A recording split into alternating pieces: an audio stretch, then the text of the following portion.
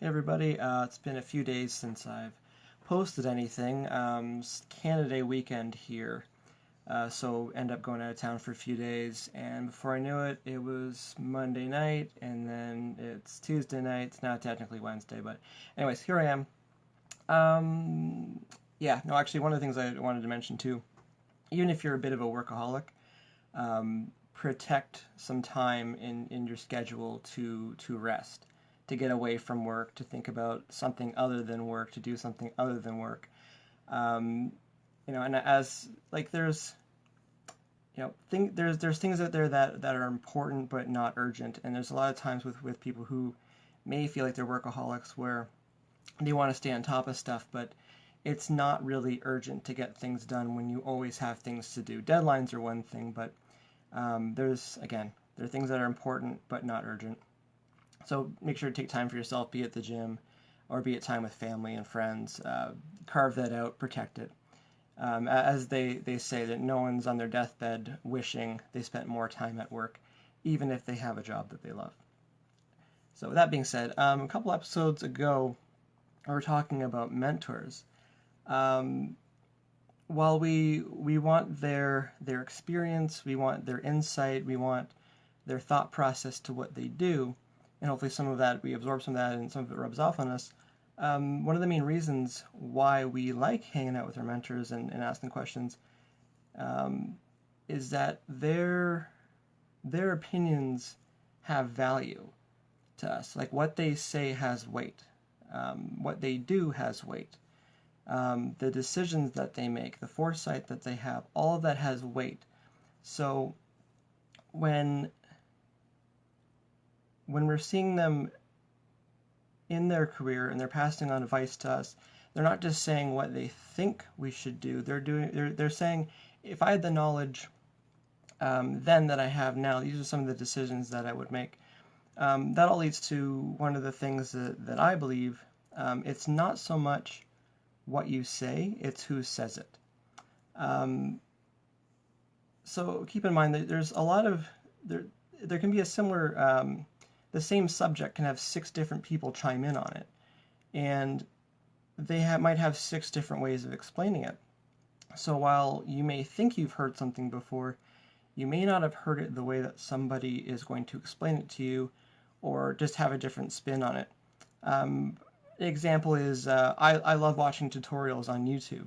I've been going through some for Adobe Premiere and Final Cut Pro, and I'll have 3 or 4 accounts where I like how the person is explaining things, or just the vibe, the style that they have. And so I'll watch them. I'll watch beginner tutorials from several different people. I don't just watch one and go, okay, I know everything. Because there might be subtleties that you pick up on with one person, not so much the other. So having these different viewpoints will help possibly give a clear meaning or simply just more meaning to what they're saying. This might also help you explain things to somebody else, because they may explain something to you in a way where you're like, aha, that makes way more sense. So if you're trying to explain it to somebody else, you've got a different angle to go, a different different way of explaining it. So this helps as well. One of the last things on that too, about it's not what you say, it's who says it. Sometimes we have trouble getting through to people with certain things. This is a big thing with bands and artists, because you can tell. Personally, there's been a few bands that I've worked with where I've told them, like, if you work with somebody else, they're going to give you the same kind of advice on the songs and pre-production. And later on, they've said you were right. Not that I'm right all the time, but there's some obvious stuff when you've been producing records over 10 years where you have a feeling of what you should be doing, but when they don't take your opinion as heavily as they could at the time, they think later on, so-and-so said this, and we just heard the same thing from somebody else, almost word for word. So sometimes what I like to do, if I feel like I'm having trouble getting through to somebody, and this works not just with bands, but across the board, people at work, friends and family partner, sometimes steer them in the direction of some other people who may have a way of explaining it. So not that you're just trying to get your agenda through or just trying to get your point across, but they may see it from your angle via somebody else who can explain it in a way where they get it. Again, sometimes you just need that outside voice, that other voice to help get it through.